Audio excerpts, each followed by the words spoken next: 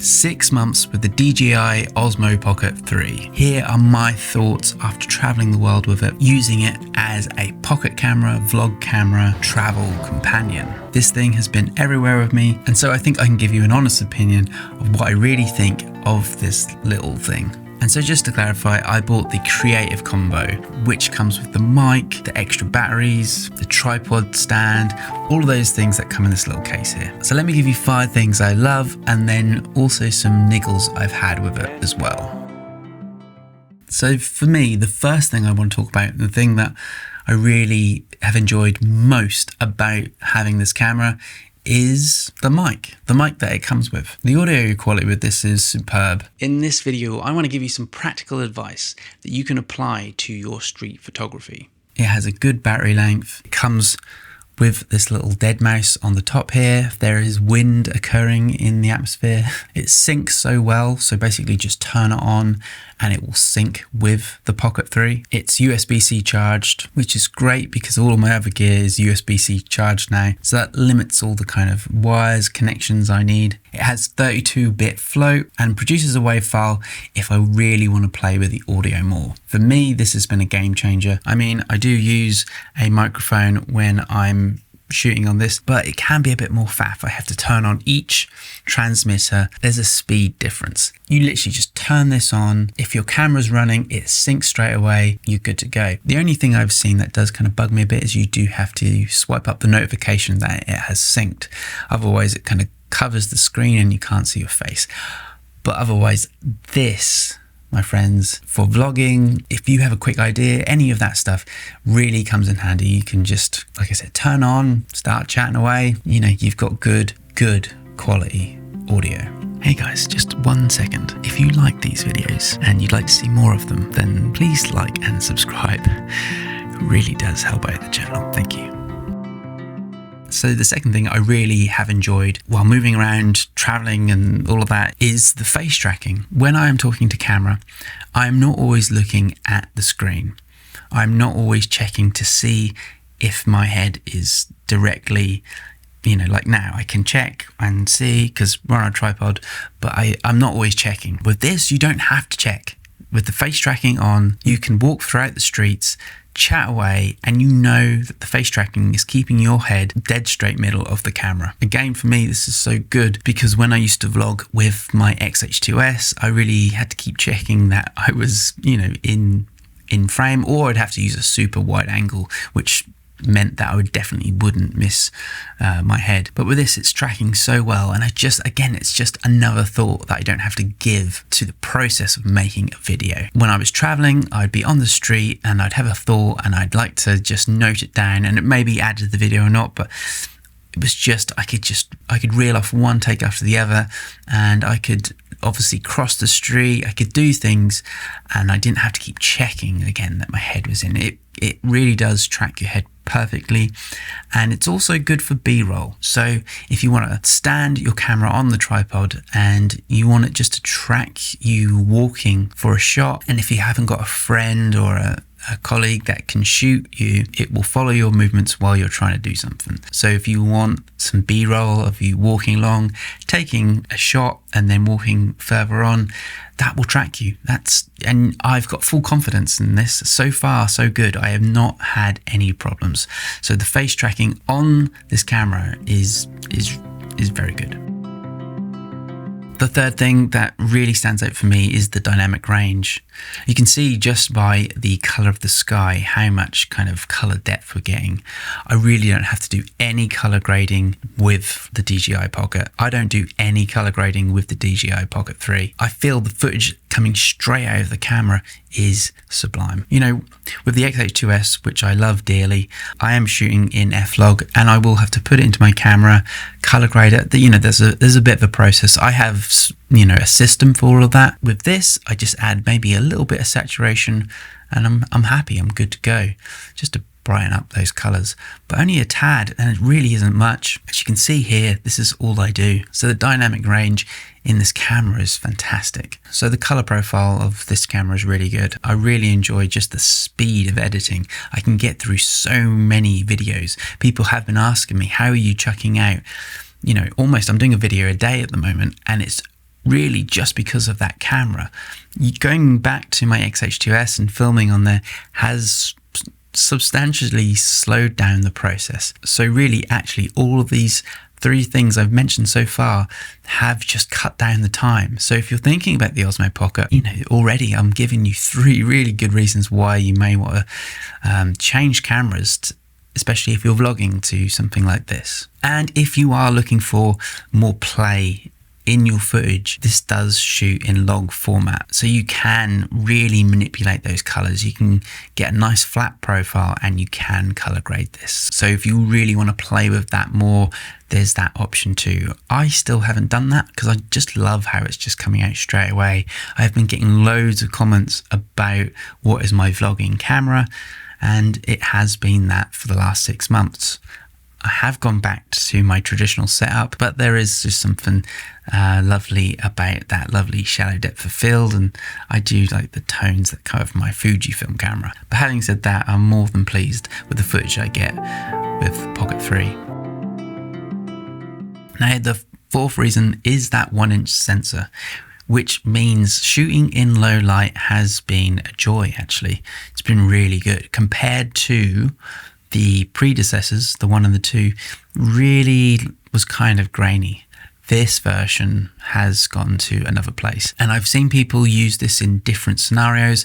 Some people have actually attached a small light to their setup, which gives them an even kind of clearer image, but the low light capabilities on this camera are phenomenal. A good friend of mine was doing a lot of nighttime footage, and the reason he invested in this camera was because of this feature. It literally is a feature as well. It's not just that it's good in low light. You can move over to one of the settings and it's there, it says low light. So if you're thinking how this performs in all scenarios, when it comes to low light and nighttime shooting, this camera really performs well. Okay, so the last reason, and particularly for me, this is just the most travel-friendly camera out there, without doubt. And like I said, I have had so many comments about why my footage looks so good, so steady, my audio so crisp. I've had so many comments about particularly just this setup, and I haven't really been talking about it too much. It's just that it is a feature that has presented itself in my videos that people have noted and asked questions about. But when I say travel friendly, I mean, look at it. It's called a pocket camera. It literally just fits in your pocket. It is so tiny and so mighty that when you're on a big trip like I am, it really doesn't take up too much room, and you know it's still going to perform bloody well. Battery life is great. I have found that having the creative combo with the extra battery to give it just a bit more juice for vlogging, being out in the street, I can use this for the whole day and it's probably going to last. These are big things for me. I need something that doesn't need a lot of attention. I can pick it up, use it, put it back down, and it's not encompassing into my work. And if anything, all of these things that I've listed have just made my work better, made my productivity more streamlined. There's a system to how I make my videos, particularly when traveling. And as I've been saying, I've got a different kind of system to when I'm home.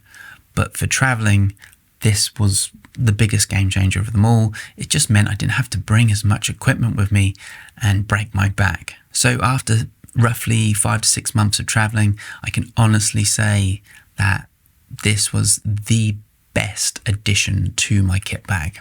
However, I'm going to try and give you some cons. It has been really difficult to come up with some, but here are just a few tiny little niggles. You need to know that this is not an action camera. It's not as durable as some of the other DJI products out there. I was actually in Japan with a few friends at a very interesting camera cafe store that we found in Nakano, and we met this very interesting guy who had just bought a DJI OSMO Pocket 3, but that was the second one he'd bought because the one he previously bought he broke almost instantly, and he revealed the camera they had and he almost broke it again, funny enough, which was just a scenario in itself. But obviously this little gimbal head is it feels a little bit fragile, and you do want to be very kind of careful about how you use it. That would be my only thing. I am very conscious about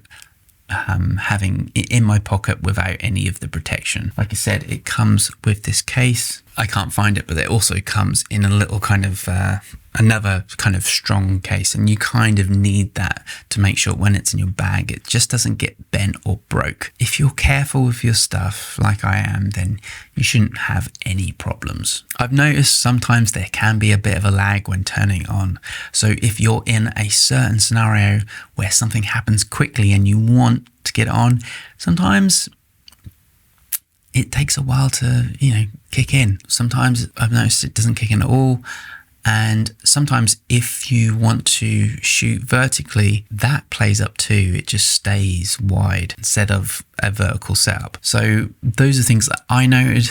They were very few and far between, but just from time to time I was trying to kick it into overtime maybe, and it just was like, don't do that, hang on, let me figure out what I'm trying to do. So that was definitely something to note if you're as a con. Another thing is I haven't found a good accessory for street photography. I have just purchased this neck holder mount pro, which I've heard good things, and it's not too bad, but it sticks out like, I don't know, it sticks out quite far from your chest.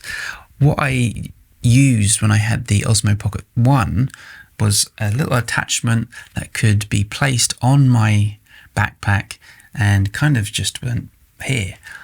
I just want that. I couldn't find that anywhere for the Osmo Pocket 3. So if anyone knows if there is a link or someone has made something similar, I'd be more interested in that, because I don't want that to be the main feature about me when I'm taking street photography, is that you see this big old kind of neck brace with the Osmo Pocket 3 sticking out like a foot in front of me. So I really would appreciate if anyone knows anything or can link me to something better than what I've got. But I hear the stability on that neck brace is pretty good, so we'll see. I haven't yet tried it out. And that's it. I really haven't found too many other cons. I have just loved this product so much. I have found people who aren't even into camera gear and just are into vlogging have gone, this is game changing. Because it is so small and discreet, I can now vlog in streets and it doesn't hinder my performance.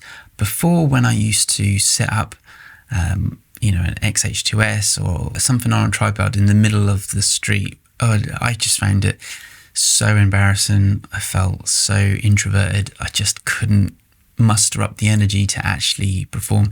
With this, I have no problems. I find I can just attach my microphone to a strap, turn it on, and just go. I feel it has made my videos much more interesting, and I know like I said, I'm in frame, I'm getting the right shot, the audio's good.